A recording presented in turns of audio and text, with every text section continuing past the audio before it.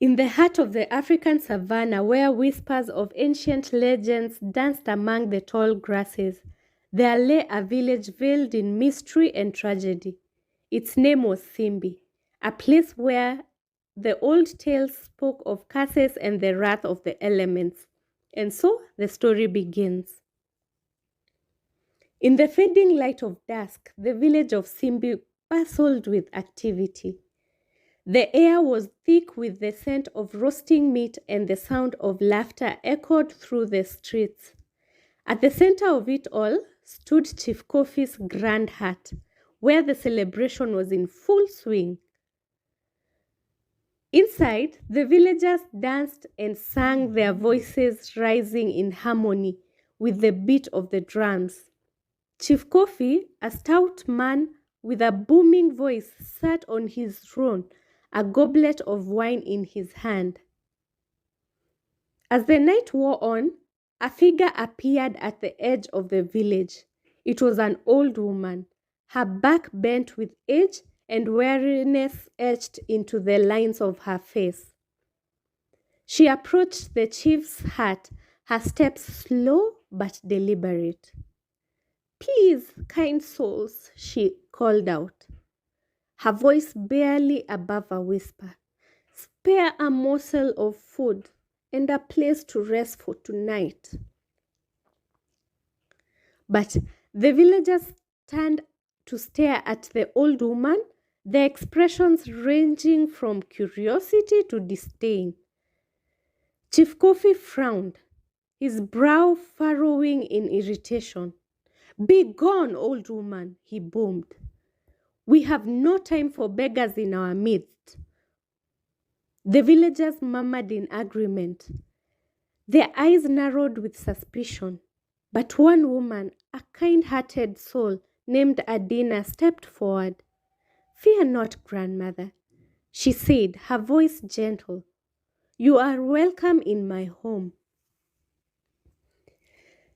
The old woman's eyes filled with gratitude as Adina led her away from the chief's hut towards the humble dwelling she shared with her children.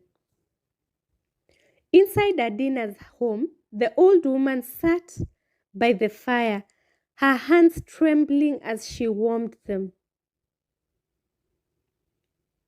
Adina kept herself busy, preparing a simple meal of rice and stew. As they ate, the old woman spoke, her voice low and grave. "Thank you, my child. Thank you for your kindness. But heed my warning. Flee this village before it's too late." Adina frowned, setting down her spoon. "What do you mean, grandmother? Why should we leave?" The old woman sighed, her gaze distant. "This village is cursed, child. The chief and his people have incurred the wrath of the elements, and soon they shall pay the price." Adina's eyes widened with alarm. "But what can we do? Where can we go?" The old woman reached out and took Adina's hand in hers. "Gather your children and leave this place," she said. "Head for the hills, where you will find safety from the storm that is to come." With a heavy heart, Adina nodded, knowing that she must heed the old woman's words. As dawn broke, she woke her children and gathered their small belongings. "Come, my darlings," she said, her voice trembling. "We must leave this place at once." As Adina and her children fled into the hills, a dark cloud gathered on the horizon.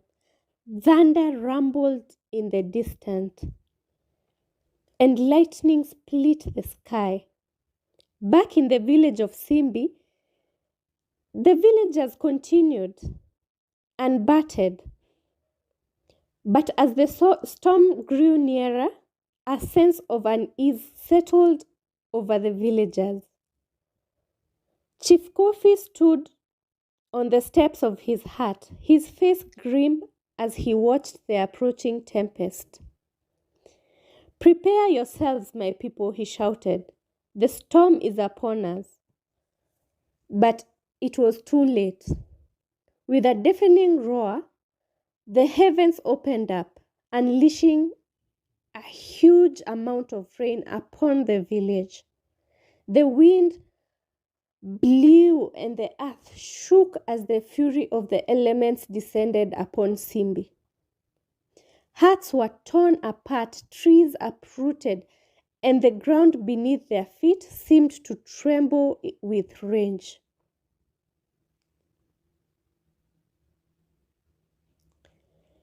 In the chaos and confusion, the villagers cried out in terror, their voices drowned out by the roar of the storm. And then, as suddenly as it began, the storm passed, leaving behind a scene of devastation. Where once stood a village of Simbi, there was only ruin and desolation. The villagers emerged from the wreckage of their homes. They gazed upon devastation in shock and disbelief. Chief Kofi's grand hut lay in ruins, its roof torn asunder by the fury of the storm.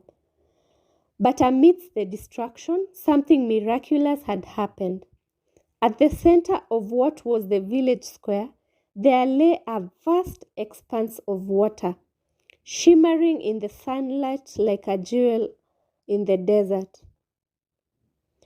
The villagers gathered around the edge of the newly formed lake, their faces reflecting a mixture of awe and fear.